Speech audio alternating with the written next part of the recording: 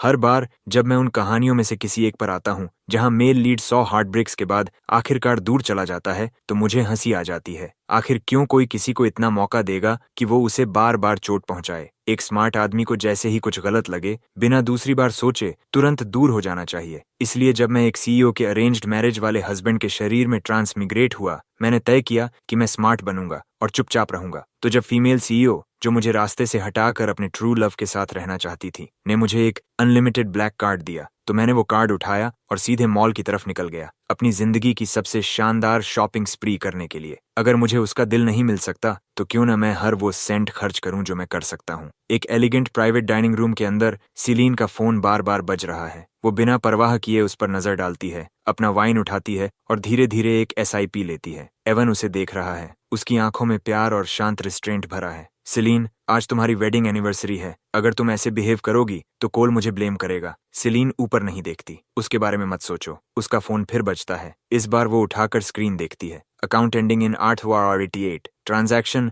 19,999 yuan। Account ending in 888, transaction 500,000 yuan। 2 साल की शादी में ये पहली बार है जब मैंने उसकी कार्ड को छुआ है। सीलीन की उंगली धीरे धीरे स्क्रीन पर चलती है। उसके होंठों के कोने पर एक ठंडी अनरीडेबल स्माइल उभरती है। एवन अपने होंठ काटता है। सीलीन, शायद तुम्हें वापस जाना चाहिए। उसके जवाब देने से पहले एक और नोटिफिकेशन आता है। Account ending in 8,088, transaction 688,888 yuan। Account ending in 88888, transaction 988,888 yuan। अपनी जिंदगी में पहली बार मुझे पता चलता है कि बिना प्राइस टैग देखे खर्च करना कैसा लगता है। रॉयल्टी की तरह ट्रीट होना, हर जरूरत पर सेवा मिलना। 20 साल से दबे हुए खर्च करने के सारे डिजायर एक साथ बाहर निकल आते हैं। Luxury watches, sports cars, tailored suits. मैं रुक नहीं पा रहा हूँ, सच में रुक नहीं पा रहा हूँ। सिलेन का फोन लगातार पिंग कर रहा है, एक के बाद एक नोटिफिकेशन। वो देखना बंद कर देती है, लेकिन टेबल का माहौल ठंडा और भारी हो जाता है। डिनर खत्म होने तक उसका फोन 18 बार बज चुका होता है। वो बिल पे करने के बाद उसे चेक करती है,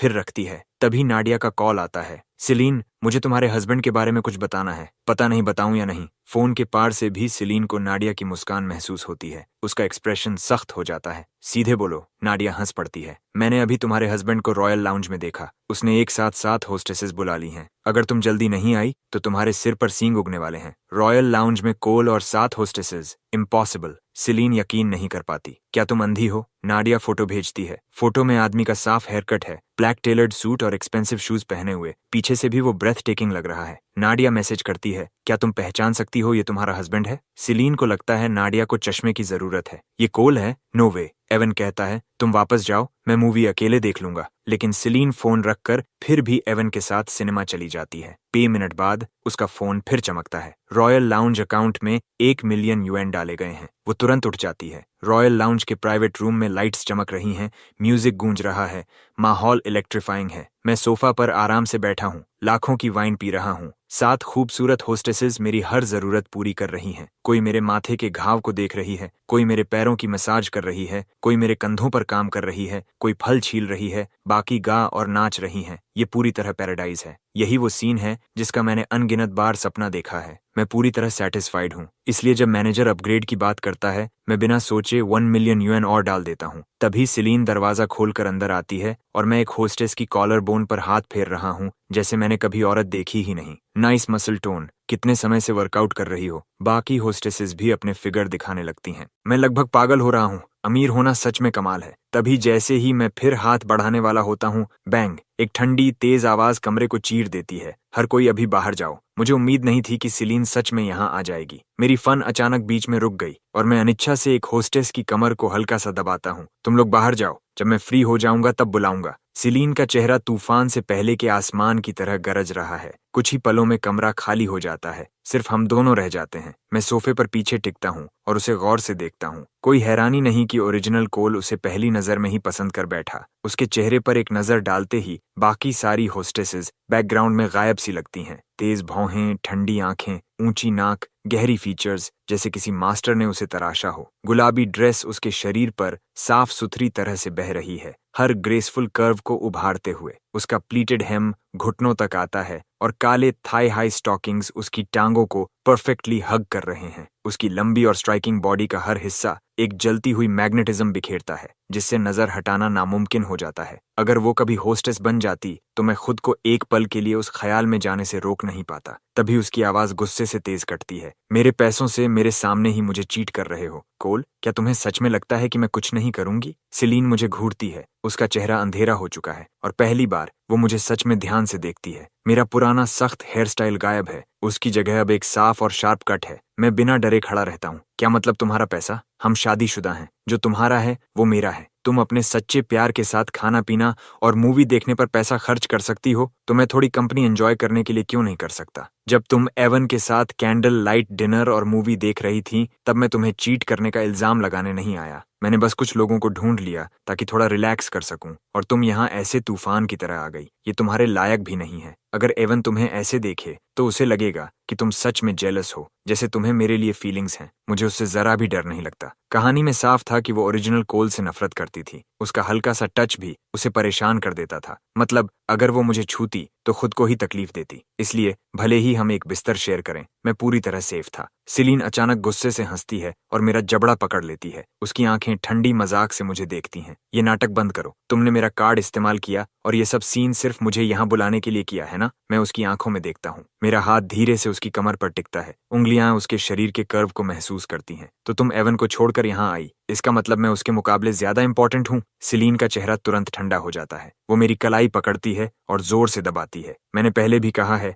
मेरे साथ खेल मत खेलो, ज्यादा मत बढ़ो। ये आखिरी वार्निंग है। अगर फिर कभी वॉस नाम के नीचे ऐसा कुछ किया तो इस फैमिली में तुम्हारी जगह खत्म। वो घिन से मेरा हाथ झटक देती है, फिर एक टिश्यू लेकर अपना हाथ साफ करती है, बिल्कुल वैसे ही जैसे कहानी में बताया गया था। मेरे टच से उसे इतनी घिन आती है कि मुझे हंसी आने लगती है। मैं अपना जबड़ा मलता हूँ, फिर सोफे पर बैठकर टांग पर टांग रखता हूँ। मैं उसे शांत नजर से देखता हूँ। तुम मुझे अपने पास आने भी नहीं देती। मैंने ये टाइटल बहुत पहले छोड़ दिया। अभी के अभी डिवोर्स पेपर्स दे दो। अगर मैं एक सेकंड भी रुका तो मैं खुद को बेवकूफ कहूंगा। सिलीन रुकती है और मुझे देखती है। उसके होंठों पर धीरे धीरे मुस्कान फैलती है। डिवोर्स? क्या तुम श्योर हो? तुमने मुझसे शादी करने के लिए इतना सब किया। अभी कुछ देर पहले तुम अपनी नजरें मुझसे हटा नहीं पा रहे थे, और अब डिवोर्स चाहिए? ये इस साल की सबसे मजेदार बात है। मेरी नजर उसके चेहरे पर टिकती है, फिर धीरे धीरे नीचे जाती है, बिना शर्म के। मैं फैसला उसके हाथ में रखता हूँ। मेरे साथ सो या मुझे डिवोर्स दो। सीलीन का चेहरा तुरंत ठंडा पड़ जाता है। मेरे सामने ही वो अपने असिस्टेंट को कॉल करती है। डिवोर्स अग्रीमेंट तैयार करो। कल सुबह सबसे पहले उसे घर पहुंचा देना।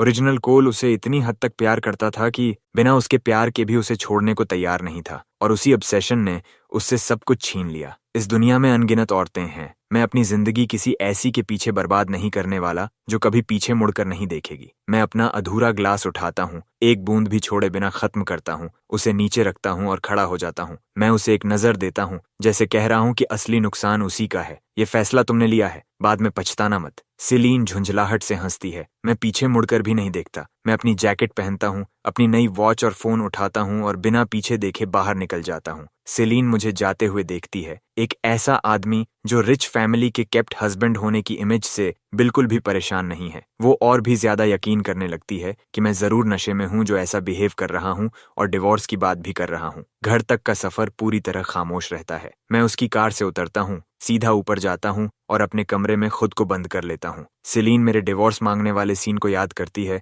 और ठंडी हंसी हंसती है। उसे इंतजार है कि कल जब डिवोर्स पेपर्स मेरे सामने होंगे तब मेरे चेहरे का एक्सप्रेशन कैसा होगा। जब वो मेरे कमरे के पास से गुजरती है, अंदर से मेरी आवाज सुनाई देती है। वो रुक जाती है। मैं जोर जोर से गा रहा हूँ, आज का दिन शानदार है, जो भी मैं चाहूँ वो सच होगा, कल भी शानदार होगा। सिलीन मेरी पागलों जैसी ड्रंक सिंगिंग सुनती है और सच में सोचती है कि अंदर जाकर मुझे चुप कराए। वो हैंडल घुमाती है। दरवाजा बंद है। मैंने अंदर से बोल्ट लगा दिया है। जो आदमी पहले उसे देखते ही पास आने के बहाने ढूंढता था, उसने अब उसे बाहर ही रोक दिया है। मैं और जोर से गाना जारी रखता हूँ। सिलीन कुछ देर ये सब सुनती है और आखिर में मुड़कर चली जाती है। मैंने मास्टर बेडरूम ले लिया है। सिलाइन ने ओरिजिनल कोल के साथ कमरा शेयर करने से मना कर दिया था और खुद गेस्ट रूम में चली गई थी। मास्टर बेडरूम उसे दे दिया था। मैं कमरे को देखता हूँ, ड्रॉर में रखी महंगी वॉचेस पर हाथ फेरता हूँ, वार्डरोब में भरे डिजाइनर क्लोथ्स को देखता हूँ और पूरे समय खुशी से गुनगुनाता रहता हूँ। मैं बड़े बाथटब में लंबा सोख लेता हूँ, फिर बेहद सॉफ्ट पजामास पहनता हूँ और सबसे कंफर्टेबल बेड पर लेट जाता हूँ। मुझे नींद नहीं आती, बिल्कुल भी नहीं। ये सब एक सपने जैसा लगता है, इतना खूबसूरत कि यकीन ही नहीं होता। अगली सुबह सेलीन उठती है और देखती है कि आज टेबल पर ब्रेकफास्ट नहीं है, जैसा हर दिन होता था। वो मेरे कमरे की तरफ देखती है और हल्की सी स्मर्क करती है, जैसे उसने सोचा था। मैं होश में आकर शांत हो गया हूँ। उसे याद आता है कि कल मैंने कितनी हिम्मत से डिवोर्स मांगा था। वो ठंडी मुस्कान के साथ डिवोर्स पेपर्स कॉफी टेबल पर रखती है और काम पर निकल जाती है। मैंने जिंदगी में इतना कंफर्टेबल बेड कभी नहीं देखा, इसलिए मैं सीधे दोपहर तक सोता रहता हूँ। उठने के बाद भी खुद को उसी लग्जूरियस कमरे में पाता हूँ। मैं कंफर्म करता हूँ, मैं सच में इस कहानी में आ चुका हूँ। मैं प्लॉट को दोबारा सोचता हूँ। ओरिजिनल स्टोरी में उनकी शादी 3 साल भी नहीं टिकती, मतलब 1 साल के अंदर सिलीन एस्टन ग्रुप को गिरा देगी और मुझे खाली हाथ जाना पड़ेगा। स्टोरी में बिजनेस वॉर के बारे में ज्यादा कुछ नहीं बताया गया, कोई डिटेल्स नहीं। मुझे नहीं पता सिलीन कौन सा तरीका इस्तेमाल करेगी, लेकिन ये रिच लाइफ इतनी अच्छी है कि मैं फैमिली को गिरने नहीं दूंगा। मैं उठता हूँ, खुद को तैयार करता हूँ और नीचे जाता हूँ। कॉफी टेबल पर डिवोर्स पेपर्स पड़े हैं। मैं पेन उठाता हूँ और तुरंत साइन कर देता हूँ। 1 सेकंड भी हेजिटेट करना गलत लगता। साइन करने के बाद मैं उसका ब्लैक कार्ड निकालता हूँ और पेपर्स के ऊपर रख देता हूँ। फिर जरूरी सामान लेकर एस्टन फैमिली के घर लौट जाता हूँ। विलन साइड कैरेक्टर नहीं, मैं अपनी कहानी का मेन कैरेक्टर हूँ। डैड मुझे आते देख तुरंत न्यूज़पेपर रख देता है। कोल, इस समय घर क्यों आए हो? क्या सिलीन ने फिर कुछ किया? मैं कहता हूँ नहीं, ऐसा कुछ नहीं। डैड मेरा हाथ पकड़ता है, उसे यकीन नहीं होता। इस समय ओरिजिनल कोल तो सिलीन के लिए लंच लेकर जा रहा होता था। उसे अपने फैमिली के लिए कभी समय नहीं मिलता था। फिर घर आने से पहले कॉल क्यों नहीं किया? डैड पूछता है। मैं स्टाफ से तुम्हारी पसंद का सब कुछ बनवा देता। तुमने अपने बाल कब बदले? ये तुम पर बहुत अच्छे लग रहे हैं और ये आउटफिट भी तुम पर सूट कर रहा है। मैं इस आदमी को देखता हूँ, मिड 40s में है, लेकिन खुद को इतना अच्छे से मेंटेन किया है कि कम से कम 10 साल छोटा लगता है। मुझे देखते ही उसकी आंखें चमक उठती हैं। वो मुझसे बात करते हुए मिसेस जोंग को आवाज लगाता है कि मेरे पसंदीदा खाने तैयार करे। उसका हर जेस्चर एक पिता की खुशी दिखाता है जो अपने बेटे को घर लौटते देख रहा है। मैं उसे देखता हूँ और मेरे सीने में कुछ कस जाता है। पहले की जिंदगी में ये वही चीज थी जिसकी मुझे हमेशा चाह थी, लेकिन कभी मिली नहीं। मैंने कभी नहीं सोचा था कि मुझे ये सब इस तरह मिलेगा, मौत के बाद, किसी और की जिंदगी में। डैड मुस्कुराते हैं। मैं तुम्हारी मॉम को कॉल करता हूँ, उसे लंच के लिए घर बुलाता हूँ। मैं कुछ कहूँ उससे पहले ही वो नंबर डायल कर चुके होते हैं। मैं इस मौके का फायदा उठाकर घर को देखता हूँ। जितना ज्यादा देखता हूँ उतना अच्छा महसूस करता हूँ। डैड कॉल खत्म करते ही फिर मेरी तरफ मुड़ जाते हैं, मेरी चिंता करते हुए। साफ दिखता है कि ओरिजिनल कोल के सिलीन से शादी करने के बाद से ही डैड चुपचाप इस बात को लेकर परेशान थे कि मैं खुश नहीं हूँ। कोल, वो नरमी से कहते हैं, जो भी हो रहा है तुम हमारे पास आओ। तुम्हारी मॉम और मैं हमेशा तुम्हारे साथ हैं, हमेशा। मैं अपने पास्ट को याद करता हूँ, जब मैं स्कूल में बुलीड होकर घर आता था और अपने पेरेंट्स को बताता था। उन्होंने मुझे कंफर्ट नहीं किया, उन्होंने मुझे डांटा। इतने सारे बच्चों में से सिर्फ तुम्हें ही क्यों टारगेट किया जाता है? तुम क्या गलत कर रहे हो? उसके बाद जब भी स्कूल में मुझे बुली किया जाता, मैंने उन्हें कभी नहीं बताया। मैं अपने सामने खड़े इस आदमी को देखता हूँ, हैंडसम,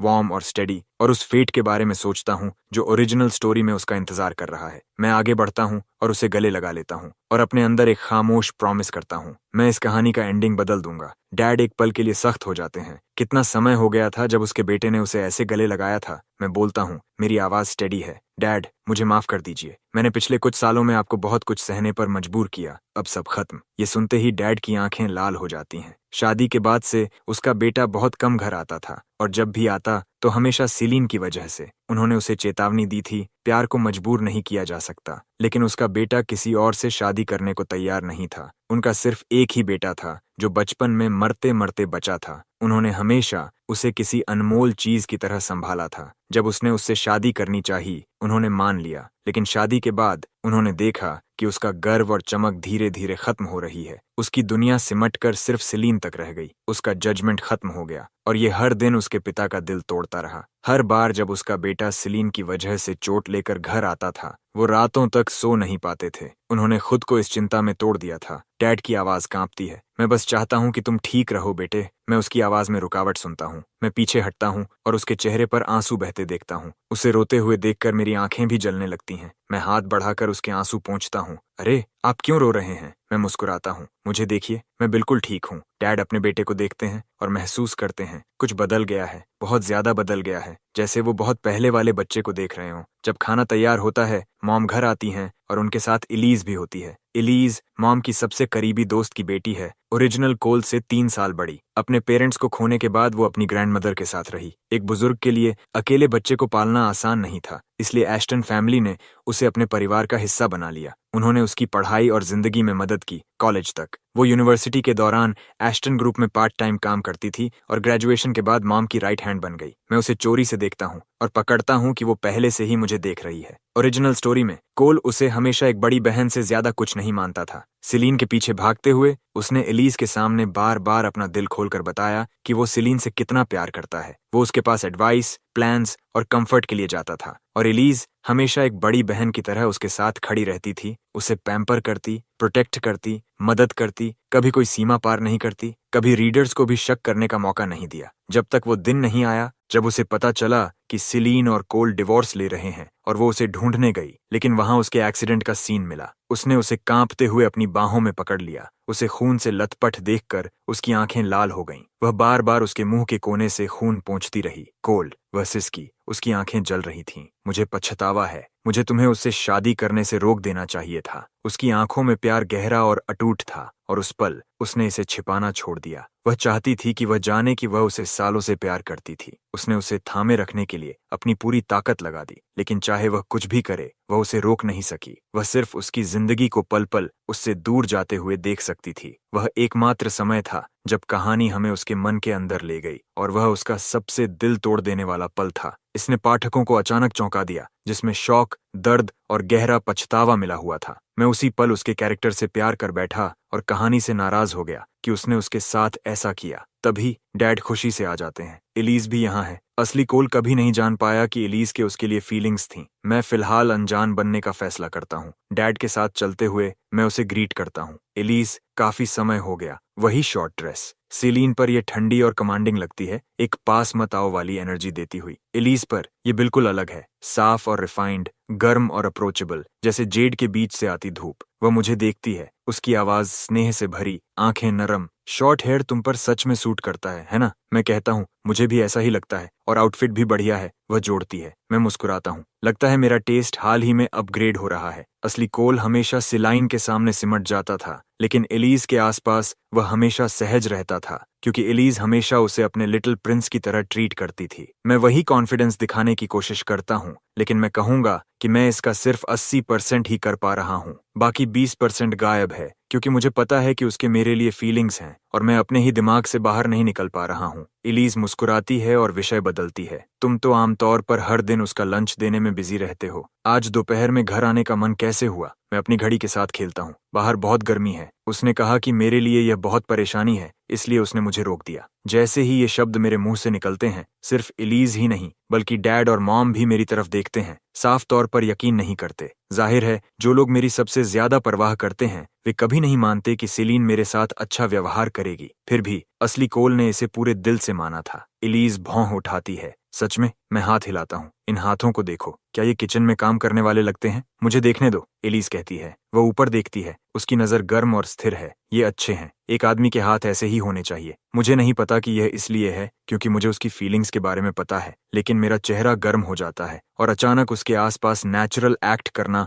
और मुश्किल हो जाता है। मैं रॉयल लाउंज में बोल्ड हो सकता था क्योंकि वहां कोई फीलिंग्स शामिल नहीं थीं, कोई रिस्पॉन्सिबिलिटी नहीं थी। जब असली फीलिंग्स की बात आती है तो मैं पूरी तरह आउट ऑफ माई डेप्थ हूँ। मुझे नहीं पता कि उस क्रश को कैसे हैंडल करूं जिसके बारे में मुझे पता नहीं होना चाहिए, इसलिए मैं विषय बदल देता हूँ। कंपनी हाल ही में कैसी चल रही है? काफी अच्छी, एलिज हल्के से कहती है। मैं आगे पूछता हूँ, काफी अच्छी का मतलब क्या है? वह मुझे थोड़ा हैरान होकर देखती है। हम कुछ बड़े प्रोजेक्ट्स देख रहे हैं। अगर हम उन्हें हासिल कर लेते हैं तो कंपनी एक नए लेवल पर पहुंच जाएगी। कुछ बड़े प्रोजेक्ट्स, ओवरस्ट्रेच्ड कैश फ्लो, टूटी हुई फंडिंग चेन और वॉस ग्रुप खड़ा होकर देख रहा है। क्या ये सिलाइन की स्ट्रेटेजी है? मैं बीच में बोलता हूँ। कुछ बड़े प्रोजेक्ट्स, क्या कंपनी वास्तव में उन सभी को संभाल सकती है? मुझे लगता है कि अभी मार्केट कंडीशंस अच्छे नहीं हैं। प्रायोरिटी स्टेबिलिटी होनी चाहिए। हमें यह सुनिश्चित करना होगा कि किसी भी रिस्क को झेलने के लिए पर्याप्त कैश फ्लो हो। मैं इसे सीधे नहीं कह सकता, इसलिए इशारा छोड़ता हूँ और उम्मीद करता हूँ कि वह समझ जाए। एलिज मुझे देखती है। उसकी नजर में कुछ तेज आ जाता है। तुम्हें कंपनी के मामलों की परवाह कब से होने लगी? असली कोल ने कभी बिजनेस पर ध्यान नहीं दिया। मैं खुद को संभालता हूँ और अपनी घड़ी की तरफ देखता हूँ, हीरों पर उंगली फेरता हूँ। मैंने सिलीन की कंपनी के आसपास काफी समय बिताया है, कुछ न कुछ सीख लिया। एलिस चुप हो जाती है। मैं उसकी तरफ देखता हूँ, फिर थोड़ा और आगे बढ़ता हूँ। इन प्रोजेक्ट्स के बारे में तुम्हें और मॉम को सच में ध्यान से सोचना चाहिए, खासकर यह कि क्या तुम उनके जोखिम उठा सकते हो। एलिस मुझे देखती रहती है, मेरे चेहरे में कुछ ढूंढते हुए। क्या तुमने सीलीन से कुछ सुना है? वह पूछती है। क्या तुम हमें पीछे हटने के लिए कह रहे हो और प्रोजेक्ट्स उसे सौंपने के लिए? असली कोल प्यार में पूरी तरह अंधा था और उसने सीलीन के पक्ष में एक से ज्यादा बार स्ट्रिंग्स खींचे थे, इसलिए अचानक उन्हें किसी प्रोजेक्ट से रोकना। यह समझ में आता है कि एलिस अब ऐसा ही सोचेगी। नहीं, मैं कहता हूँ, मैंने बस हाल ही में एक बार आने वाला सपना देखा है। फैमिली कंपनी डूब जाती है। इससे मैं डर गया। एलिस कुछ नहीं कहती, लेकिन साफ है कि वह मुझ पर विश्वास नहीं करती। मैं हिचकिचाता हूँ, अपने पेरेंट्स की ओर देखता हूँ, फिर पास झुकता हूँ।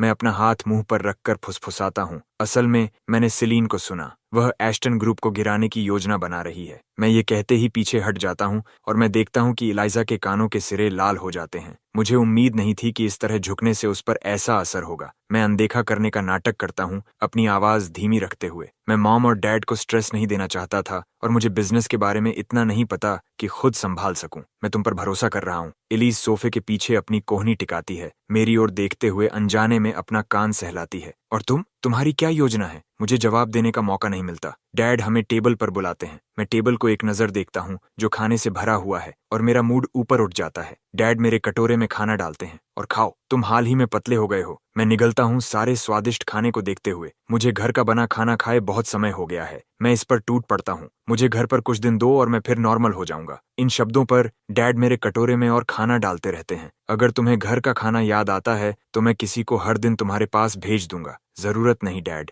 मैं कहता हूँ। मैं वापस घर आ रहा हूँ। मॉम, डैड और एलिस सब रुक जाते हैं और मुझे घूरते हैं। मैं अपनी चॉपस्टिक्स नीचे रखता हूँ। मैं उन्हें पूरी गंभीरता से देखता हूँ। मॉम, मैं सीलीन से डिवोर्स ले रहा हूँ। मैं सोचता था कि अगर मैं काफी कोशिश करूँ तो वह मुझसे प्यार करने लगेगी, लेकिन अब मुझे पता है कि आप किसी को आपसे प्यार करने के लिए मजबूर नहीं कर सकते। मैं अब उससे प्यार नहीं करना चाहता। अब मैं सिर्फ घर आना चाहता हूँ और आपके साथ रहना चाहता हूँ। मैं इसे हल्के से कहता हूँ, बिना किसी दुख या हिचकिचाहट के, लेकिन असली कोल की सीलीन के लिए फीलिंग्स बहुत गहरी थीं। इस परिवार की नजर में वह प्यार पत्थर में उकेरा हुआ था। मॉम और डैड मुझे देखते हैं। उन्हें विश्वास नहीं होता कि मैं ऐसे ही छोड़ सकता हूँ। उन्हें लगता है कि यह सिर्फ गुस्से में कहा गया है और मैं जल्द ही अपना मन बदल लूंगा। कोई कुछ क्यों नहीं बोल रहा? ऐसा मत कहो कि तुम मुझसे थक गए हो और नहीं चाहते कि मैं तुम पर निर्भर रहूं। डैड होश में आते हैं और मेरे पसंदीदा खाने से मेरा कटोरा भरने लगते हैं, कान से कान तक मुस्कुराते हुए। क्या मजाक कर रहे हो? तुम घर मेरे साथ रहोगे? मैं इससे ज्यादा खुश नहीं हो सकता। मॉम अपना फोन उठाती है और तुरंत मेरे अकाउंट में 10 मिलियन यूएन ट्रांसफर कर देती है। जब चाहो घर आ जाओ। तुम्हारी मॉम तुम्हारा 10 लाइफ टाइम्स तक ख्याल रख सकती है। जो पेरेंट्स अपने बच्चों से प्यार करते हैं और जो नहीं करते, फर्क सब कुछ होता है।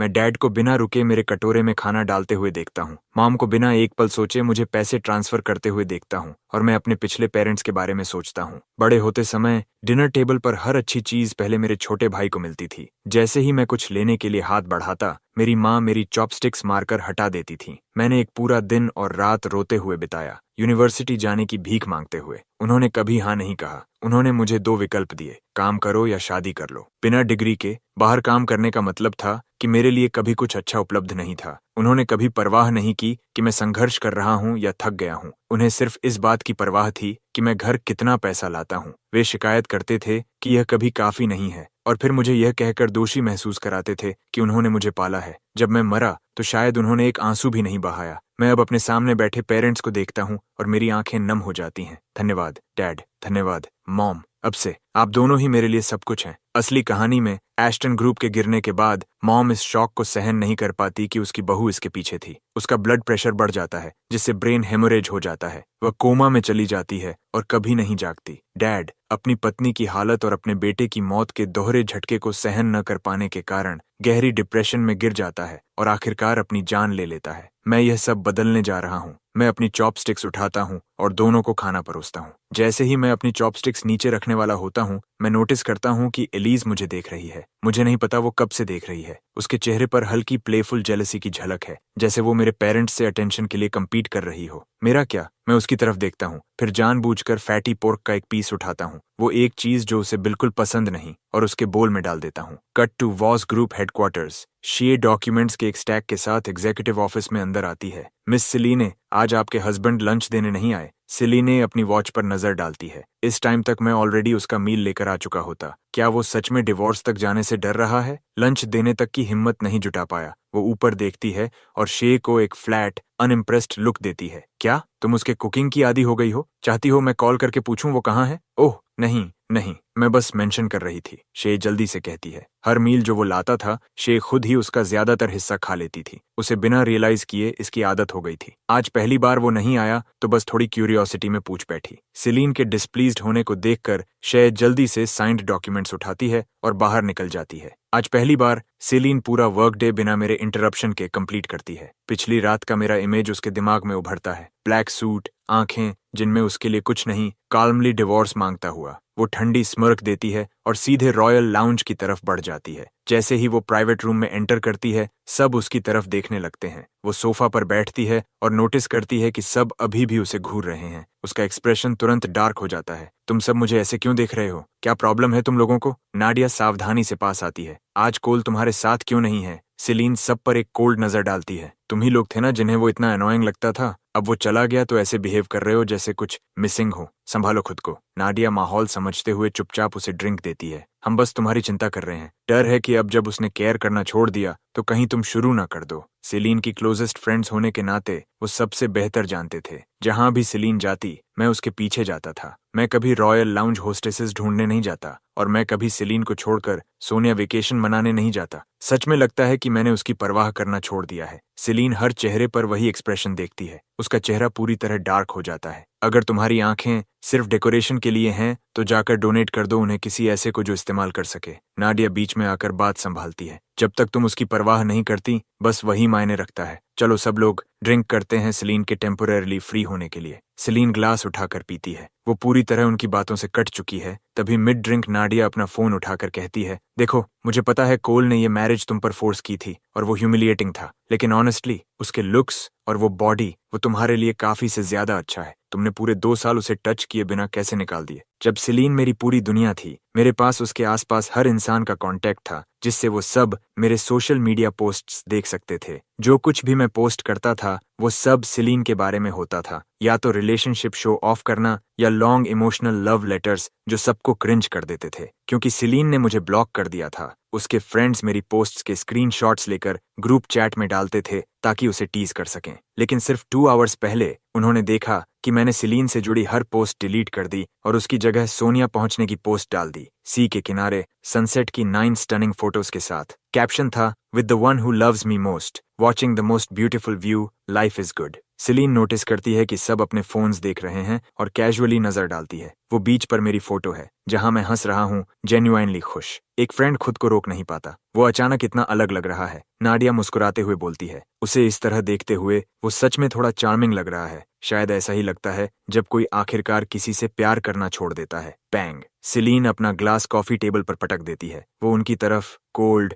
डार्क आईज से देखती है। क्या तुम सब दिमाग से बीमार हो? हम यहाँ ड्रिंक करने आए हैं और तुम में से हर कोई फोन में घुसा हुआ कोल की बात कर रहा है। सिलीन गुस्से में बाहर निकल जाती है, पीछे डोर जोर से बंद करते हुए। वो अपनी कार में बैठती है और शर्ट का कॉलर बटन खोल देती है। अचानक बेचैन होकर वो अपना फोन निकालती है, मेरा कांटेक्ट खोलती है और मेरे पोस्ट्स देखती है। यहीं से उसे पता चलता है कि मैं सोनिया गया हूँ। फोटोज में मेरी आंखें ब्राइट और क्लियर हैं, मुस्कान से भरी हुई, जैसे अंदर से रोशनी निकल रही हो। चाहे मैं आसमान की तरफ देख रहा हूँ या सीधे कैमरा में, हर मूवमेंट, हर जेस्चर प्योर जॉय से भरा है। मेरी आंखों में जैसे दुनिया की सारी खूबसूरती समाई हो, क्लियर, विविड और लाइफ से भरी हुई। उसमें एक शांत, बिना जल्दबाजी वाली पीस का एहसास है। ये मैं हूँ, ना कि वो वर्जन जिसकी आंखें हमेशा उसके लिए लॉन्गिंग से भरी रहती थीं या दूसरों के लिए जेलसी से जलती थीं। ना ही वो वर्जन जो उसके हस्बैंड के टाइटल के पीछे छिपा रहता था, पैरानॉइड, पॉजेसिव और बिना वजह सीन्स क्रिएट करता था। लोग एक रात में नहीं बदलते। सिलीन एक पल के लिए भी नहीं मानती कि फोटोज में जो इंसान है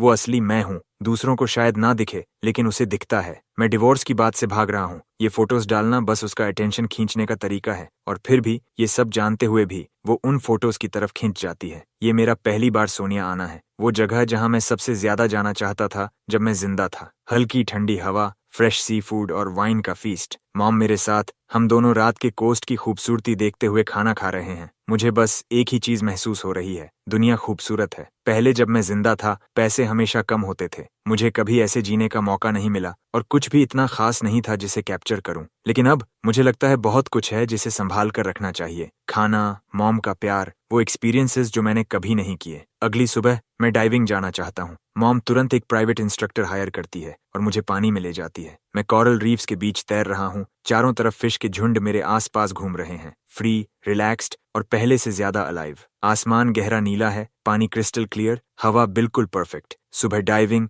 दोपहर में सर्फिंग। मैं कितना खुश हूँ ये डिस्क्राइब भी नहीं कर सकता। उस शाम शावर के बाद मैं लेटकर फोन उठाता हूँ और देखता हूँ कि ओरिजिनल कॉल के टाइम का मेरा छोटा स्पाई मुझे सिलाइन और एवन का ट्रेंडिंग टॉपिक भेजता है। मैं एक नजर डालता हूँ। दोनों की साथ में फोटो है, लेकिन कोई स्कैंडल नहीं। मुझे उनके लिए ऑलमोस्ट इम्पेशंस महसूस होती है। मैं उसे कहने ही वाला था कि अब मुझे उसके अपडेट्स की जरूरत नहीं, तभी एलीज मुझे वीडियो कॉल करती है। मजा आ रहा है? बहुत। मैं बिना सोचे जवाब देता हूँ। एलीज भी अभी शावर से निकली है, टॉवल से बाल सुखा रही है। उसकी नजर में एक अलग गहराई है जो यूजुअली नहीं होती। उसकी स्किन साफ और ट्रांसलूसेंट चमक रही है, lips soft dewy red, mature फिर भी एक प्योर गर्लिश क्वालिटी के साथ, जेंटल जैसे जेड लेकिन पूरी तरह वुमन। मैं लगभग अपना कंपोजर खो देता हूँ। फिर वो बोलती है, मैं भी आना चाहती हूँ। मैं तुरंत जवाब देता हूँ, अपना काम करो। मैं बाथरूम की तरफ देखता हूँ। मॉम अभी भी शावर में है और मैं धीरे से कहता हूँ, जो मैंने पहले कहा था, मैं मजाक नहीं कर रहा था। वॉस ग्रुप एस्टन ग्रुप के खिलाफ जाने वाला है।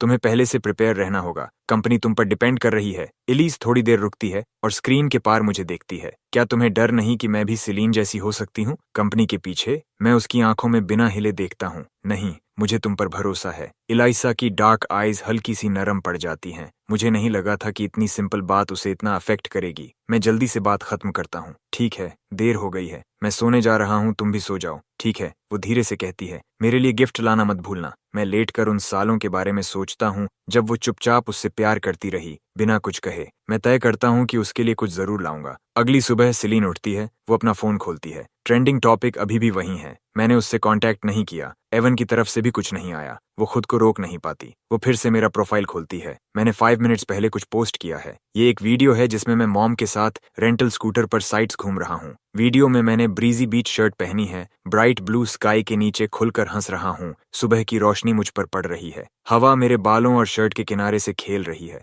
मैं बीच बीच में कुछ बोलता हूँ, इतना अलाइव और रेडिएंट कि रास्ते का सीनरी भी फीका पड़ जाए। मैं वापस नहीं आया। मैं अभी भी ट्रैवल कर रहा हूँ, अभी भी पोस्ट कर रहा हूँ। ऐसा नहीं हो सकता कि मैंने वो ट्रेंडिंग टॉपिक नहीं देखा। फिर भी मैं वापस नहीं आया, बल्कि मैं और भी ज्यादा खुश लग रहा हूँ। सिलीन एक छोटी तेज हंसी छोड़ती है और फोन एक तरफ फेंक देती है। अच्छा, लगता है उसमें आखिरकार हिम्मत आ गई। वो देखना चाहती है कि मैं ये कब तक जारी रख सकता हूँ। उसका पूरा दिन पैक्ड है। शाम को जब वो होटल वापस आती है तो थक कर सोफा पर गिर जाती है। वो लाइट्स की वार्म ग्लो को देखती रहती है और स्कूटर चलाते हुए मेरा हंसता हुआ चेहरा उसके दिमाग में घूमता है। वो अपना फोन निकालती है और मेरा प्रोफाइल चेक करती है। कुछ घंटे पहले एक और पोस्ट, कैप्शन है, nobody loves you like your mom. Photos में मैं हर लोकल फूड ट्राई कर रहा हूँ या रास्ते से खरीदी छोटी चीजें दिखा रहा हूँ। बीच में एक फोटो है जिसमें मैं और मॉम साथ हैं। हमने मैचिंग सनग्लासेस पहने हैं। जैसे ही मैंने डिवोर्स की बात की, मॉम डर गई कि मैं घर बैठकर यादों में डूब जाऊंगा, इसलिए वो मुझे अपने साथ ट्रैवल पर ले गई। हर पल मेरे साथ रही। वो मेरी फोटोज लेती है और कहती है मैं कितना हैंडसम लग रहा हूँ। हर अच्छा खाना, हर सुंदर चीज वो मेरे लिए खरीदना चाहती है। वो चाहती है कि मैं सब टेस्ट करूं, दुनिया की हर अच्छी चीज मुझे दे। ऐसी मॉम दुनिया की सबसे बेस्ट मॉम है। मैं बस थोड़ा शो ऑफ करना चाहता था, किसी को जेलस करना नहीं। कमेंट्स में डैड लिखते हैं, तुम्हारे डैड का क्या मैं अच्छा नहीं? मैं तुरंत रिप्लाई करता हूँ, आप भी ग्रेट हो डैड, लेकिन ये सब मॉम ने खरीदा है। एलिस भी कमेंट करती है, और मैं अच्छी नहीं? मैं हंसते हुए लिखता हूँ, तुम वंडरफुल हो, दुनिया की बेस्ट। वापस सिलीन पर। वो अपना कॉलर खींचती है, लेकिन सीने में वो सफोकेटिंग फीलिंग अभी भी है। 3 डेज, पूरे 3 दिन बिना मेरी किसी खबर के, और मैं हर दिन ज्यादा खुश हो रहा हूँ। मुझे इतना खुश देखकर उसके अंदर कुछ कड़वा सा जम जाता है, जैसे उसने कुछ ऐसा निगल लिया हो जो निकल नहीं रहा। तभी उसका फोन बज करता है, मेरा मैसेज। उसके सीने का दबाव अचानक हल्का हो जाता है। आखिरकार वो खुद को रोक नहीं पाई। पहली बार वो हमारे चैट को खोलती है, जैसे उसमें थोड़ी एंटीसिपेशन हो। मेरा मैसेज सीधा और ब्लंट है, डिवोर्स पेपर्स कई दिनों से साइन हो चुके हैं, क्या हमें इसे फाइनलाइज नहीं कर लेना चाहिए? सिलीन उन शब्दों को घूरती है और उसकी आंखों के पीछे कुछ बदलता है। वो फोन को कसकर पकड़ती है, फिर और कसकर। कुछ देर बाद वो उठती है और बाहर निकल जाती है। वो घर ड्राइव करके पहुंचती है। वो घर जिसमें हर वक्त लाइट्स जलती रहती थीं, आज पूरी तरह अंधेरा है। सिर्फ बाहर स्ट्रीट लैंप की हल्की रोशनी है। वो हॉल की लाइट ऑन करती है और अंदर आती है। घर खाली है, कोई उसका इंतजार नहीं कर रहा। कॉफी टेबल पर डिवोर्स पेपर्स पड़े हैं, ऊपर उसकी ब्लैक कार्ड रखी है। वो उसे उठाती है और खोलती है। कोल नाम साफ नजर आता है, हाथ से साइन किया हुआ। पेपर उसके हाथ में मरोड़ जाता है। उसकी आंखों के पीछे कुछ हलचल होती है, कुछ ऐसा जिसे वो नाम नहीं देना चाहती। वो आदमी जो कुछ दिन पहले उसकी वजह से जेलसी में जल रहा था, अब डिवोर्स मांग रहा है। नामुमकिन। सिलीन एक ठंडी अविश्वासी हंसी छोड़ती है। एस्टन हाउस में मॉम सोनिया से लाई चीजें निकालकर स्टाफ में बांट रही हैं। कोल ने खास कहा था कि तुम सबके लिए भी लाना, सबको अपना हिस्सा मिलता है और वो खुशी से धन्यवाद करते हैं। पूरे घर में खुशी फैल जाती है।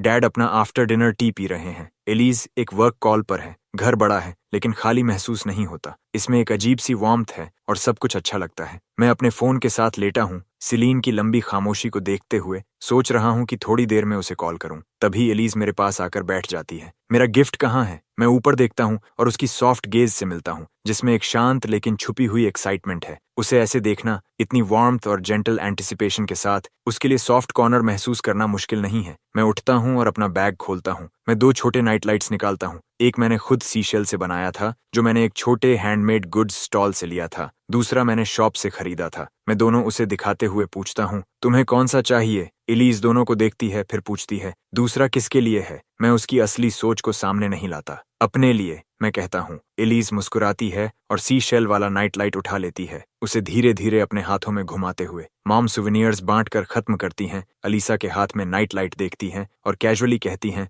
ये कोल ने खुद बनाया है। अलीसा तुरंत मेरी तरफ देखती है, उसकी आंखों में खुशी साफ दिखती है। तुमने ये बनाया? ओरिजिनल कोल ने हमेशा सिर्फ सिलीन के लिए ही चीजें बनाई थीं। एलिज ने उसे सालों तक चुपचाप प्यार किया था और ये पहली बार है जब उसे उसकी बनाई हुई कोई चीज मिली है। सोच सकते हो उसे कैसा लग रहा होगा। मैं स्ट्रेट फेस रखता हूँ। क्या हुआ? पसंद नहीं आया तो वापस दे दो। एलिज मुझे सॉफ्टली देखती है। मुझे बहुत पसंद है, शायद इसलिए क्योंकि मुझे उसके फीलिंग्स पता है। जिस तरह से वो मुझे देखती है, उसमें सालों का दबा हुआ प्यार साफ महसूस होता है और ये लगभग मेरी कंपोजर तोड़ देता है। मैं अपना फोन उठाता हूँ और खड़ा हो जाता हूँ। मैं टायर्ड हूँ, ऊपर जाकर रेस्ट करता हूँ। अपने रूम में जाकर मैं फोन चेक करता हूँ। सिलीन का रिप्लाई आता है, कल सुबह 9 बजे civil registry office. Original story में सिलीन ने एस्टन ग्रुप को बर्बाद कर दिया था और कोल को खाली हाथ जाने पर मजबूर कर दिया था। अब जब हम पहले ही डिवोर्स ले रहे हैं तो क्या एस्टन ग्रुप की किस्मत भी बदल सकती है? ये सोच मुझे अच्छा फील कराती है। मैं बाथ लेता हूँ और सेफ्टी के लिए अलार्म सेट करके सो जाता हूँ। अगली सुबह अलार्म बजने से पहले ही मेरी आंख खुल जाती है। आखिरकार फ्री होने का ख्याल ही मुझे जल्दी उठा देता है। मैं तैयार होने में एक्स्ट्रा केयर लेता हूँ और नीचे जाता हूँ। डैड ब्रेकफास्ट खत्म करके काम पर जा चुके हैं। मॉम लिविंग रूम में गार्डन से तोड़े हुए फ्लावर्स ट्रिम कर रही हैं। मुझे देखकर वो ब्रेकफास्ट के लिए बुलाती हैं। मैं जल्दी में हूँ तो एक एक्सक्यूज बनाकर निकल जाता हूँ, सोचते हुए कि बाद में वापस आकर उन्हें सरप्राइज दूंगा। ओरिजिनल कोल ड्राइव कर सकता था, उसके पास लाइसेंस था, लेकिन मैं नहीं कर सकता। मैंने कभी कार चलाना सीखा ही नहीं, सिर्फ इलेक्ट्रिक स्कूटर चलाया है, इसलिए मैंने पहले से कार बुक कर ली। 8 पष्टी पर मैं सिविल रजिस्ट्री ऑफिस पहुंचता हूं और सिलीन को कॉल करता हूं। मैं आ गया हूं, तुम कब आ रही हो? वो रिप्लाई करती है, रास्ते में हूं। मैं एक पेड़ की छाया में खड़ा होकर वेट करता हूं 9:30 तक, तब जाकर उसकी कार आती है। मैं ईगर होकर उसकी तरफ बढ़ता हूं। कार विंडो के पार सिलीन मुझे देखती है। मेरी क्रिस्प व्हाइट शर्ट जिसके नीचे एक स्ट्रॉन्ग फ्रेम झलक रहा है, एक ब्राइट और इजी स्माइल मेरे हैंडसम चेहरे पर और हवा में हल्के से हिलते छोटे बाल। मेरे अंदर एक अलग ही प्रेजेंस है, मैच्योर लेकिन यूथफुल एनर्जी के साथ, जैसे कोई सपना हकीकत में आ गया हो। धूप में उसकी तरफ चलते हुए मैं जैसे ग्लो कर रहा हूँ और मेरे सामने बाकी सब फीका लग रहा है। मैं कार के सामने रुकता हूँ और विंडो नॉक करता हूँ। सिलीन खुद को संभालती है, डोर खोलती है और बाहर आती है। हमारी आंखें मिलती हैं। मेरी आंखों में उसके लिए कुछ भी नहीं है, न कोई लॉन्गिंग, न सैडनेस, बस एक ब्राइट और इजी स्माइल जो उसके लिए अजीब और अनजान है। ये बिल्कुल वैसा नहीं है जैसा उसने सोचा था। मैं उसे एक शांत नजर से देखता हूँ। चलते हैं और बिना रुके अंदर की तरफ चल पड़ता हूँ। मेरे कदम हल्के और तेज हैं। मेरी एक्साइटमेंट मुश्किल से कंट्रोल हो रही है। इसी पल सिलीन को सच में यकीन होता है, मैं सच में ये डिवोर्स चाहता हूँ। वो मेरी पीठ को देखती रहती है जैसे मैं दूर जाता हूँ। उसे वो दिन याद आता है जब उसे इस शादी के लिए मजबूर किया गया था। 2 साल से ज्यादा हो चुके हैं, लेकिन वो याद आज भी उतनी ही ताजा है। मुझसे शादी करना उसके लिए एक ह्यूमिलिएशन था जिसे वो कभी माफ नहीं कर पाई। शादी के पहले ही पल से वो बस उसी दिन का इंतजार कर रही थी जब वो इस शर्म को पूरी तरह मिटा सके। वो दिन अभी आया भी नहीं है और जाने की बात मैं खुद कर रहा हूँ। मैं कुछ कदम चलता हूँ, फिर पीछे मुड़कर देखता हूँ, वो अभी भी वहीं खड़ी है। मैं भौहें सिकोड़ता हूँ और वापस उसके पास जाता हूँ। क्या हुआ? वो मुझे देख रही है लेकिन कुछ कह नहीं रही। एक बुरा सा एहसास अंदर आने लगता है। कहीं ऐसा तो नहीं कि तुम अपना आईडी लाना भूल गई? तुम डिवोर्स लेने आई हो बिना आईडी के?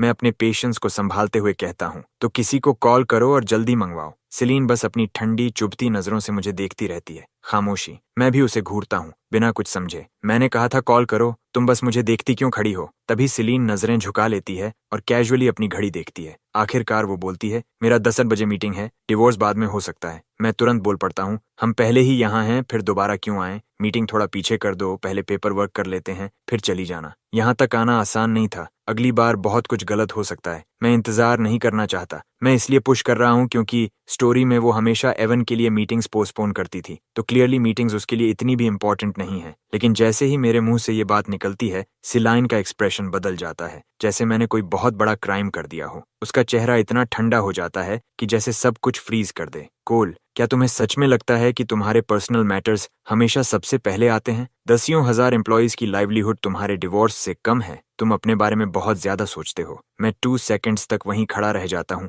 उसके वर्ड्स से शॉक्ड। क्या हिपोक्रेट है। जब एवन कहता है तो मीटिंग पोस्टपोन करना ठीक है, लेकिन जब मैं कहूँ तो सडनली हजारों एम्प्लॉयज की बात आ जाती है। और ये डिवोर्स क्या सिर्फ मेरा मैटर है? सेलीन मुझे जवाब देने का मौका भी नहीं देती। वो अपनी बात कहकर चली जाती है। उसने डिवोर्स के लिए अग्री किया, बिना आईडी के आई, ऊपर से 40 मिनट्स लेट भी थी। गुस्सा तो मुझे होना चाहिए था, लेकिन यहाँ वो कार डोर पटकते हुए चली गई। मुझे इतना गुस्सा आ रहा है कि चिल्ला दूं। मैंने तो अपना फाइनली सिंगल पोस्ट भी प्लान कर लिया था, सेलिब्रेशन भी सोच लिया था, लेकिन डिवोर्स हुआ ही नहीं। मैं सुपरमार्केट जाता हूँ और ढेर सारे स्नैक्स खरीदता हूँ, फिर सीधे वॉस ग्रुप चला जाता हूँ। सेलीन अपनी मीटिंग से वापस आती है और मुझे अपने ऑफिस के सोफा पर फैला हुआ पाती है, हाथ में फोन, गेम खेलते हुए, मुंह में स्पाइसी स्नैक स्टिक दबाए, और पूरा ऑफिस उसकी स्मेल से भरा हुआ। Coffee table chips, chicken feet और चिली स्नैक्स से भरी पड़ी है। ये सब वो चीजें हैं जिन्हें ओरिजिनल कोल कभी छूता भी नहीं। सेलीन नाक सिकोड़ती है। तुम यहाँ क्या कर रहे हो? मैं बिना ऊपर देखे खाता रहता हूँ। तुम्हारा इंतजार। सेलीन धीरे से कदम बढ़ाती है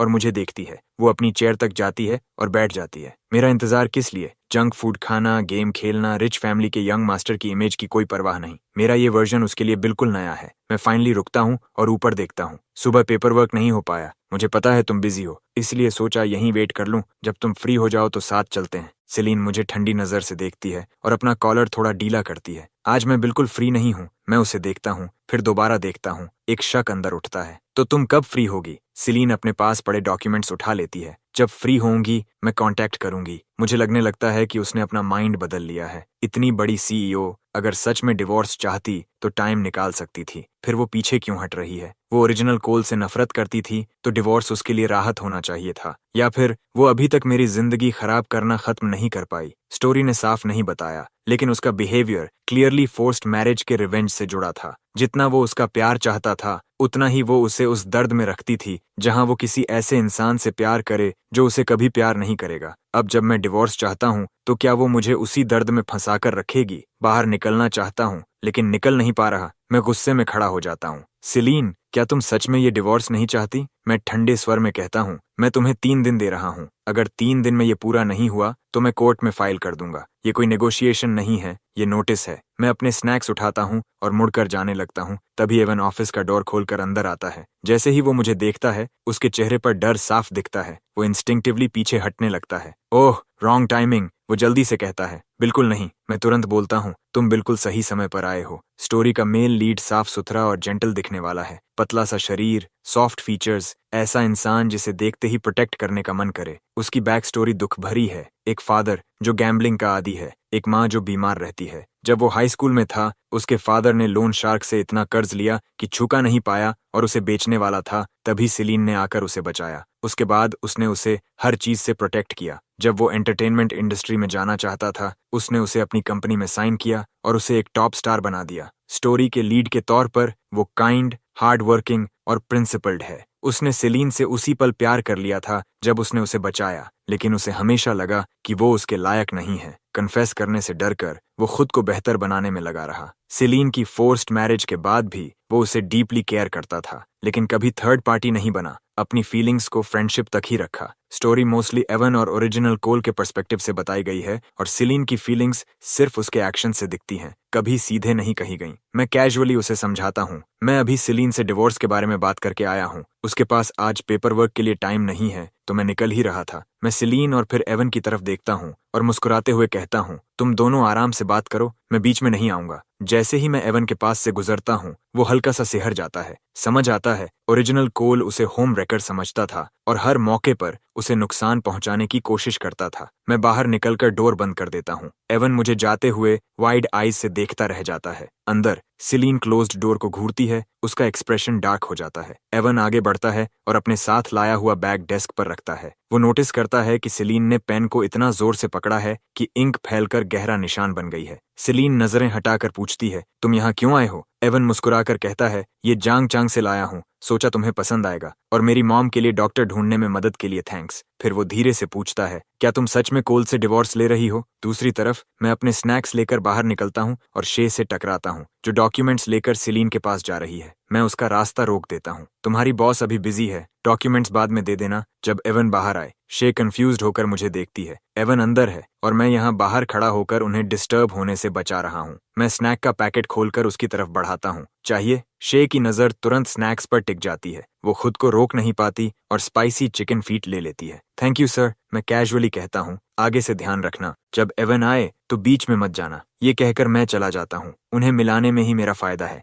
जितनी जल्दी वो अपने फीलिंग्स एक्सेप्ट करेंगे उतना अच्छा, और जितनी जल्दी सिलीन मुझसे डिवोर्स फाइनलाइज करेगी उतना बेहतर। कोर्ट में फाइलिंग करने के लिए इरिपेरेबल ब्रेकडाउन का प्रूफ देना पड़ेगा, जो एक हेडेक जैसा लगता है। शे अपने चिकन फीट खाते हुए इंतजार करती है जब तक एवन बाहर नहीं आता, फिर डॉक्यूमेंट्स लेकर अंदर जाती है। वो खुद को रोक नहीं पाती। क्या तुम्हें पता है उसने अभी मुझसे क्या कहा? सेली ने उसकी तरफ देखती है। उसने कहा, मैं तब तक अंदर नहीं आ सकता था जब तक एवन चला नहीं गया, और अब से जब भी एवन तुमसे मिलने आए मुझे इंटरप्ट नहीं करना है। सेली ने गुस्से से भरी हुई उसके चेहरे की तरफ एक फोल्डर फेंकती है। तुम्हारी सैलरी वो देता है या मैं? शे फोल्डर पकड़ लेती है और हिम्मत करके बोलती रहती है, क्या तुम्हें नहीं लगता वो बदल गया है? अब वो जेलस नहीं लगता, वो सच में तुम्हें और एवन को साथ में पुश कर रहा है। सिलीन उसे ठंडी खतरनाक मुस्कान के साथ देखती है। क्या तुम आजकल ज्यादा फ्री हो गई हो? शे तुरंत चुप हो जाती है, साइंड डॉक्यूमेंट्स उठाती है और भाग जाती है। सिलीन अपनी पेन डेस्क पर रख देती है। उसके होठों पर हल्की मुस्कान धीरे धीरे गायब हो जाती है। उसकी नजरें धीमी पड़ती जाती हैं, अंदर की तरफ खींचती हुई। तलाक नहीं हुआ। मैं बिल्डिंग से बाहर निकलता हूँ। लगभग दोपहर हो रही है तो मैं एक कार रोकता हूँ और मॉम के साथ समय बिताने के लिए घर जाता हूँ। लंच के बाद मैं ऑनलाइन पास के एक ड्राइविंग स्कूल को ढूंढता हूँ और उन्हें कॉल करता हूँ। एक गैराज भरा हुआ लग्जरी कार से, जिन्हें मैं सिर्फ देख सकता हूँ, चला नहीं सकता। ये दर्द सच में है। ओरिजिनल कोल के पास लाइसेंस था, मुझे बस असल में ड्राइविंग सीखनी है। एक प्रॉपर ड्राइविंग स्कूल जिसमें ट्रेनिंग ग्राउंड हो, वही मुझे चाहिए। मैं फोन पर एक सेशन बुक करता हूँ, फिर वहां जाने के लिए कार बुलाता हूँ, इस प्रिंसिपल पर कि पैसे से काम हो जाता है। ओनर मेरे लिए एक प्राइवेट लेसन अरेंज करता है, एक खूबसूरत इंस्ट्रक्टर के साथ, जिसमें सेंट जैसी पेशेंस है। सच में जितना पैसा देते हो उतना मिलता है। मैं स्टीयरिंग के पीछे पूरी तरह होपलेस महसूस करता हूँ, लेकिन इंस्ट्रक्टर पूरे आफ्टरनून में एक बार भी नाराज नहीं होती। लगातार encouragement, steady reassurance, emotional support, पूरा 100%। आफ्टरनून के अंत तक मैं बस थोड़ा बहुत मैनेज कर पाता हूँ। थैंक यू के तौर पर मैं उसे डिनर पर ले जाता हूँ। जैसे ही सिलीन दिन का काम खत्म करती है, नाडिया का मैसेज आता है। सिलीन, पिछली बार हम गलत थे, हमने ये नहीं सोचा कि तुम कैसा महसूस कर रही थी। आज रात हम ट्रीट दे रहे हैं, आओ हमें ये सही करने दो। सिलीन हिचकिचाती है, फिर उठती है और अपनी जैकेट उठाती है। 20 मिनट बाद वो रेस्टोरेंट में जाती है और एक फेमिलियर फिगर को बेपरवाह चाम के साथ हंसते हुए देखती है। वो पास जाती है और मुझे बिना किसी शर्म के तारीफ करते हुए सुनती है। मेरा मतलब है, तुम्हारे पास लुक्स हैं, फिगर है, इतनी क्वालिटीज वाली लड़की ड्राइविंग स्कूल में पढ़ा रही है, ये टैलेंट की बर्बादी है। मुझे अभी पता चला कि वो असल में इंस्ट्रक्टर नहीं है, वो ओनर की बेटी है। स्टाफ कम होने की वजह से मुझे सिखाने के लिए लाई गई, उसकी मॉम ने उसे मजबूर किया। मैं जोर से हंस पड़ता हूँ और हंसते हंसते अचानक मुझे अपनी पीठ पर बर्फ जैसी ठंडी नजर महसूस होती है। मेरी नजर ऊपर जाती है और वहां सिलीन खड़ी होती है, चेहरे पर तूफान जैसा गुस्सा। मैं कुछ बोल भी नहीं पाता, सेलीन मुझे पकड़ती है और मुझे खड़ा कर देती है। वो बिना रुके मुझे रेस्टोरेंट से बाहर खींच ले जाती है। वो मुझे कार के खिलाफ दबा देती है और पास आकर गुस्से भरी आवाज में कहती है, कोल, अभी हमारा डिवोर्स नहीं हुआ है और तुम यहाँ दूसरी औरतों के पीछे भाग रहे हो। तुम्हें ये हिम्मत किसने दी? मैं इस औरत को देखता हूँ। उसका चेहरा मेरे चेहरे के बिल्कुल पास है। इतना खूबसूरत चेहरा, लेकिन उस एक्सप्लोजिव टेम्पर के नीचे दबा हुआ। मैं अपनी कलाई मलता हूँ। दूसरी औरतें? हम बस नॉर्मल डिनर कर रहे थे। बातें बनाना बंद करो। सेलीन घूरती है। Normal dinner? क्या तुम्हें लगता है मैं अंधी हूँ? मैं आसमान की तरफ देखता हूँ, उसका चेहरा अवॉइड करते हुए। अगर तुम्हें लगता है कि तुम अंधी हो तो मैं इसमें कुछ नहीं कर सकता। सेलीन ठंडी गुस्से भरी हंसी छोड़ती है। वो मेरा जबड़ा पकड़ती है और मेरा चेहरा अपनी तरफ मोड़ती है। इस जेस्चर में पूरी डोमिनेंस है। कोल, क्या तुम्हें लगता है ये 2 साल पहले जैसा है? क्या तुम्हें लगता है कि मुझे तुम्हारी हर बात सहनी पड़ेगी? अब से हम दोनों के बीच मैं तय करूंगी कि चीजें कैसे चलेंगी। मैं देखता हूँ कि वो मुझे छू रही है, जबकि वो इसे नफरत करती है, जैसे खुद को चोट पहुंचा रही हो। और मैं मुस्कुराता हूँ, उसके करीब झुकते हुए। मेरा हाथ उसकी कमर तक पहुंचता है, बेखौफ, बिना जल्दबाजी, पूरी तरह बेशर्म। तो बताओ, तुम्हें आखिर चाहिए क्या? सेलीन की सांस अटक जाती है। उसका एक्सप्रेशन सख्त हो जाता है जब वो मेरी कलाई पकड़ती है। मुझे अच्छे से पता है कि सेलाइन ओरिजिनल कोल के छूने से कितनी नफरत करती है। हर बार जब मैं उसे छूता हूँ, उसके अंदर मेरे लिए नफरत थोड़ी और बढ़ जाती है। उसका एक्सप्रेशन और डार्क होता देख मैं अपना एडवांटेज बढ़ाता हूँ और अपना पैर उसके पैर से सटा देता हूँ और पुश करता हूँ। या फिर हम सीधे एक होटल रूम ले सकते हैं। समर के कपड़े वैसे भी पतले होते हैं और मैं शॉर्ट्स में हूँ। मेरी बेयर स्किन का उससे छूना ऐसा है जैसे किसी रॉ चीज से सीधे टकराना। एक खुजली जो स्किन के अंदर तक रेंगती है। ये उसके शरीर की इंस्टिंक्ट को पीछे धकेलता है जो मुझसे दूर होना चाहती है, बस थोड़ा सा। ओरिजिनल कोल कभी ऐसा करने की हिम्मत नहीं करता, कभी नहीं जानता कि उसे इस तरह कैसे अपनी तरफ खींचना है। आंखों में उसके लिए कुछ भी नहीं, फिर भी ऐसे बिहेव करना जैसे वो खुद को उससे दूर नहीं रख सकता। उसे बिल्कुल वैसे ट्रीट करना जैसे वो रॉयल लाउंज की होस्टेस हो। सेलीन निगलती है, उसका एक्सप्रेशन और डार्क हो जाता है। वो अभी भी मुझे धक्का नहीं देती तो मैं ऐसे झुकता हूँ जैसे सच में उसे किस करने वाला हूँ। यही आखिरी ट्रिगर बनता है। सेलीन मुझे जोर से पीछे धक्का देती है, एक हैंडकरचिफ निकालती है और अपना हाथ साफ करती है। कोल, फैंटेसी छोड़ दो। तुम्हें मुझसे कभी वो नहीं मिलेगा जो तुम चाहते हो, कभी नहीं। तो बात यही है, वो मुझे डिवोर्स नहीं देगी क्योंकि मैं डिवोर्स चाहता हूँ। मैं अपनी कलाई मलता हूँ, पूरी तरह दिखाते हुए कि मुझे फर्क नहीं पड़ता। एक बात सुनो, जो मुझे तुमसे नहीं मिलेगा वो मैं किसी और से ले सकता हूँ। हाँ, तुम मेरे दिमाग में आई हो। मेरी नजर जानबूझकर उसकी कमर पर जाती है, धीरे और साफ इशारे के साथ, ताकि वो समझ जाए। लेकिन अंधेरे में सब औरतें एक जैसी होती हैं, तुम रिप्लेस नहीं हो सकती। ऐसा नहीं है। सेलीन का चेहरा इतना डार्क हो जाता है जैसे उस पर स्याही डाल दी गई हो। वो अपने दांत भींचती है और हैंडकरचिफ फेंक देती है। उसका गुस्सा ठंडी मुस्कान में बदल जाता है। ट्राई करके देखो। मैं तो कोशिश कर ही रहा था। मैं जवाब देता हूँ, तुमने ही इंटरप्ट किया। अगर तुम खत्म कर चुकी हो तो मैं अंदर जाता हूँ। मेरा फोन अंदर रह गया है। मैं अपने बालों में हाथ फेरता हूँ। वो मुझे रोकती नहीं तो मैं अंदर जाता हूँ, लेकिन जैसे ही बैठता हूँ मेरा फोन बजता है। मैं उसे उठाता हूँ। ये सेलीन का वीडियो है। मैं उसे खोलता हूँ और मेरे चेहरे का रंग उड़ जाता है। उस वीडियो में ओरिजिनल कोल के द्वारा एवन का किडनैपिंग अरेंज करने का प्रूफ है, किसी को सड़क पर धक्का देकर एक्सीडेंट करवाने का सबूत है, और ये भी फुटेज है कि उसने लोगों को एवन को मारने का ऑर्डर दिया था। इनमें से कोई भी चीज पुलिस के पास गई तो मुझे सालों के लिए जेल हो जाएगी। पहले सेलीन ने इसे एश्टन फैमिली के लिए दबा कर रखा था, अब वो इसे निकाल रही है। मतलब उसे अब उनसे डर नहीं है। मैंने अभी अभी अच्छी जिंदगी शुरू की है। मैं इस स्टोरी में जेल जाने के लिए नहीं आया था। मेरे दिमाग में ये सब चल ही रहा होता है कि सेलीन का मैसेज आता है, 2 मिनट्स, चुपचाप ऊपर आओ। मेरा हर हिस्सा इस तरह कॉर्नर में फंसना नहीं चाहता, लेकिन मैं जेल उससे भी कम चाहता हूँ। मेरी ड्राइविंग इंस्ट्रक्टर, जिसे हम लिली कह सकते हैं, मेरा चेहरा नोटिस करती है। वो मुझे पानी देती है। तुम ठीक हो? सॉरी। मैं कहता हूँ कुछ काम आ गया है, तुम आराम से जाओ। मैं जल्दी से बिल सेटल करता हूँ और ऊपर जाता हूँ। मैं प्राइवेट रूम में सेलीन को पाता हूँ। नाडिया पहले ही रेस्टोरेंट में आ चुकी थी, ठीक उस वक्त जब उसने मुझे और सेलीन को कार के पास देखा। उसने एक फोटो ली और सबको दिखा दी। उसके एंगल से ऐसा लग रहा था जैसे सेलीन मुझे एग्रेसिवली डोमिनेट कर रही हो। सब विंडो के पास आकर देखने लगे और उन्होंने मुझे बिना पीछे देखे चलते हुए देखा। अब उन्हें और यकीन हो गया कि सेलीन ने मुझ पर जबरदस्ती की और मुझे उससे कोई फर्क नहीं पड़ता। जैसे ही सेलीन अंदर आती है, नाडिया खड़ी होकर ड्रिंक डालती है। कोई भी मेरे बारे में कुछ नहीं कहता। जैसे ही मैं दरवाजा खोलकर अंदर जाता हूँ, तीनों चौंक जाते हैं। नाडिया तुरंत खड़ी होकर सेलीन के पास वाली सीट खाली करती है। वो एक नया यूटेंसिल सेट रखती है। मैं मुस्कुराकर हाथ हिलाता हूँ।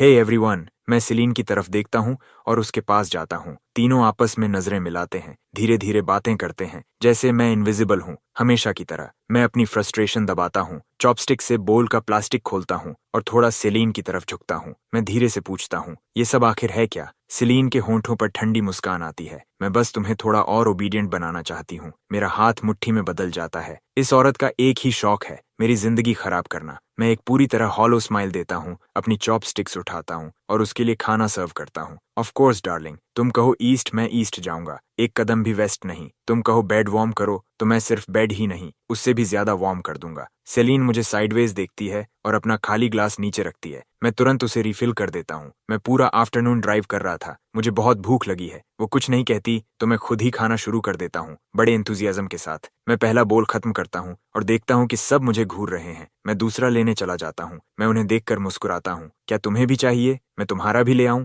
वो और भी शॉक्ड हो जाते हैं। जो आदमी पहले सिर्फ सिलाइन को देखता था, जो सिर्फ उसी का ख्याल रखता था, अब वो पूरे टेबल को सर्व करने की बात कर रहा है। अगले ही पल सिलाइन, जिसे कभी मेरा सर्व करना पसंद नहीं था, बोलती है, जब तुम इतने ईगर हो तो मेरे लिए ये पूरा श्रिम्प का बोल पील कर दो, मुझे पसंद है। मेरी मुट्ठी फिर से कस जाती है। ये अनबेरेबल औरत, मैं तो अपने लिए भी श्रिम्प पील नहीं करता। मैं मुस्कुराते हुए बैठता हूँ, सीधे उसकी तरफ देखते हुए। मेरी स्माइल आंखों तक नहीं पहुंचती। ऑफ कोर्स डार्लिंग, मैं श्रिम्प का बोल अपनी तरफ खींचता हूँ और पील करना शुरू करता हूँ। साथ ही सोचता हूँ कि इस सिचुएशन से कैसे निकलूं। मैं उसे ये कंट्रोल नहीं रखने दूंगा। मैं इतना सोच में डूब जाता हूँ कि पील्ड श्रिम्प ऑटो पायलट पर सीधे मेरे मुंह में जाने लगते हैं। तीनों औरतें मुझे देखती हैं, फिर सिलाइन को। उनकी आंखों में गॉसिप चमक रही है। सिलीन मुझे कैजुअली वो श्रिम्प खाते हुए देखती है जो उसके लिए थे। उसका एक्सप्रेशन पढ़ना मुश्किल है, लेकिन उसके नीचे कुछ चल रहा है। मैं तब होश में आता हूँ जब मुझे एक ऐसी नजर महसूस होती है जो किसी को भी जमा दे। मैं जल्दी से जो श्रिम्प मेरे मुंह में जाने वाला था, उसे सीधे उसके मुंह में डाल देता हूँ। तुम्हारे लिए टेस्ट किया,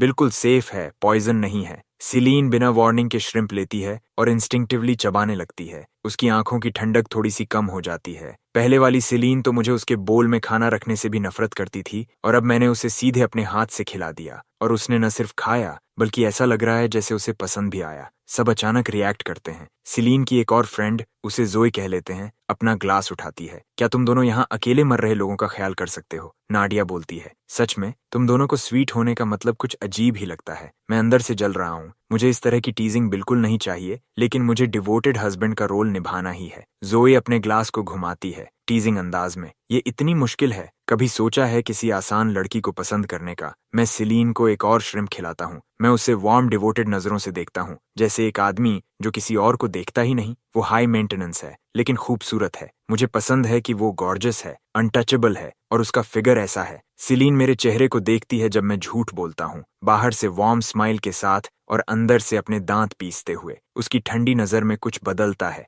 हल्की सी मुस्कान उभरती है। मैं अंदर ही अंदर कर्ज करता हूँ, पूरी साइकोपाथ। डिनर के बाद रेस्टोरेंट से बाहर निकलते हुए मैं पहले ही घर जाने के बारे में सोच रहा हूँ। तभी सिलीन कार कीज मेरी तरफ फेंकती है। तुम ड्राइव करो, उसने ड्रिंक किया है, वो नहीं चला सकती। और ओरिजिनल कोल ड्राइव कर सकता था, तो मेरे पास मना करने का कोई रीजन नहीं है। मैं सिलीन को बैक सीट में बैठते देखता हूँ और खुद को शोफर बनने के लिए तैयार करता हूँ। अच्छा हुआ मैंने आफ्टरनून में प्रैक्टिस की, लेकिन रात में न्यू ड्राइवर होना अभी भी नर्वस कर देता है। मैं पूरी कंसंट्रेशन के साथ ड्राइव करता हूँ और स्पीड बहुत कम रखता हूँ। सिलीन पीछे बैठकर मुझे लग्जरी कार को ट्रैक्टर की स्पीड पर चलाते हुए देखती है। उसे समझ नहीं आता मैं क्या कर रहा हूँ। वो इरिटेट होकर हंसती है। क्या तुम इससे भी स्लो जा सकते हो? मेरे हाथ स्टीयरिंग पर पसीने से भीग रहे हैं। मेरा पूरा ध्यान रोड पर है। मैं अभी डिस्ट्रैक्शन हैंडल नहीं कर सकता। मुझसे बात मत करो। सिलीन का चेहरा सख्त हो जाता है। कोल, क्या तुम भूल गए हो तुम किससे बात कर रहे हो? अगले ही पल कार अचानक रॉकेट की तरह आगे बढ़ती है। स्पीडोमीटर चढ़ता है और मेरा दिमाग खाली हो जाता है। सिलीन उस अचानक खतरनाक स्पीड को महसूस करती है। आगे गाड़ियां हैं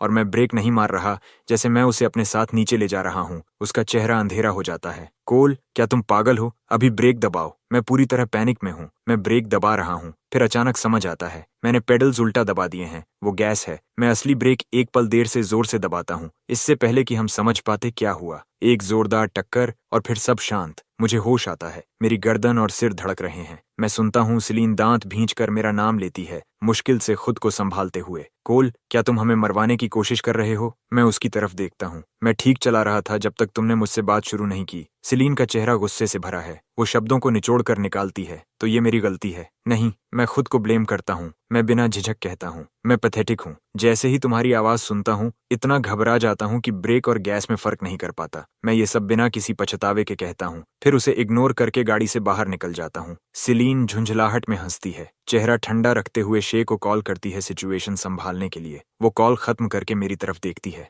मैं अपनी गर्दन मल रहा हूँ, थोड़ा झुका हुआ, उस ड्राइवर से बात कर रहा हूँ जिसकी गाड़ी में मैंने पीछे से टक्कर मारी। मेरी पूरी बॉडी लैंग्वेज ऐसे लग रही है जैसे कोई सच में अपनी गलती के लिए माफी मांग रहा हो। मेरा ये वर्जन उसके याद वाले कोल जैसा बिल्कुल नहीं है। वो कोल कभी किसी से माफी नहीं मांगता था, सिर्फ उससे छोड़कर। वो स्पॉइल्ड और रेकलेस था। जब साफ तौर पर उसकी गलती होती थी, तब भी वो ऐसे बिहेव करता था जैसे दुनिया उस पर कुछ उधार हो। ऐसी सिचुएशन में वो गाड़ी से उतरता भी नहीं, वो बस एक कॉल करता और किसी और से सब संभालने देता, दूसरे इंसान के बारे में सोचे बिना। दूसरी गाड़ी की ड्राइवर दरवाजा खोलती है। क्या आप ठीक हैं? मैं सच में चिंता के साथ पूछता हूँ। एक यंग वुमन बाहर निकलती है, अपनी गर्दन मलते हुए। उसके माथे पर एक ब्रूज बन रहा है जो उसके फ्लॉलेस चेहरे पर साफ दिख रहा है। मैं उसे साफ देखता हूँ और भी बुरा महसूस करता हूँ। मेरी अपॉलॉजी और गहरी हो जाती है। वो एवन की अभी रिलीज हुई youth drama film the rising star की लीड है। उसे लिली रोज कह लेते हैं। कहानी में उसका जिक्र एवन के साथ इस फिल्म में काम करने के संदर्भ में था। उसका डिस्क्रिप्शन था चाइल्ड स्टार जो अब करंट सेंसेशन बन चुकी है। एवन का अपनी पहली फिल्म में उसे को लीड बनाना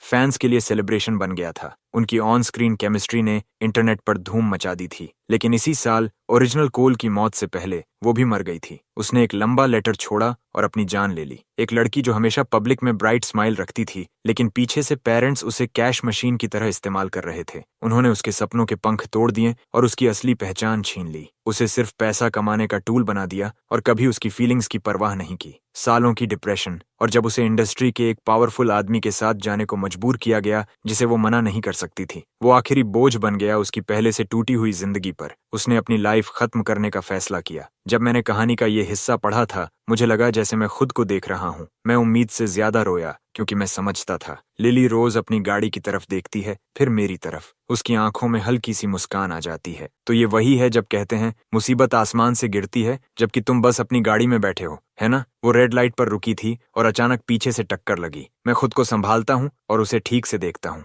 मेरी आंखों में अभी भी सच्ची सिंपैथी है। मुझे सच में माफ कीजिए। रिपेयर का पूरा खर्चा मैं दूंगा, मेडिकल चेक, इमोशनल डिस्ट्रेस, सब कुछ। बाकी लोग जब उसे पहली बार देखते हैं तो एक्साइटमेंट से भर जाते हैं, ऑलमोस्ट स्टार स्ट्रक। लेकिन लिली रोज ने कभी किसी को ऐसे देखते नहीं देखा जैसे मैंने उसे देखा। जैसे मैं उसकी चमकदार सरफेस के पीछे की उदासी देख सकता हूँ। जब वो अभी भी ये सब प्रोसेस कर रही होती है, मैं अपना फोन निकालता हूँ। क्या मैं आपका कांटेक्ट ले सकता हूँ? रिपेयर से जुड़े फॉलोअप के लिए आसान रहेगा। लिली रोज को गाड़ी की परवाह नहीं है। वो कुछ मांगने वाली भी नहीं थी, लेकिन मेरी आंखों में जो नजर थी, वो खुद को मेरा फोन लेने और अपना कांटेक्ट ऐड करने से रोक नहीं पाती। वो अपने नंबर पर कॉल करके कंफर्म करती है, फिर फोन वापस दे देती है। तुम सच में मुझे पहचानते नहीं? मैं फोन पॉकेट में रखता हूँ। मेरे चेहरे पर मुस्कान फैल जाती है। क्या मजाक कर रही हो? तुम लिली रोज हो। मैं तुम्हें अच्छे से जानता हूँ। मैं सच में तुम्हारा फैन हूँ। कोई चांस है ऑटोग्राफ मिल जाए? लिली रोज को यकीन नहीं होता। जब मैंने उसे पहली बार देखा था, मैं बिल्कुल भी स्टार स्ट्रक नहीं था। वो हिलती भी नहीं, तो मैं आगे बढ़कर उसे हग कर लेता हूँ। अगर सिग्नेचर नहीं दोगी तो हग ही सही। लिली रोज पूरी तरह स्थिर खड़ी रहती है। ये फैंस के फ्रैंटिक स्क्रीमिंग हग्स जैसा बिल्कुल नहीं है।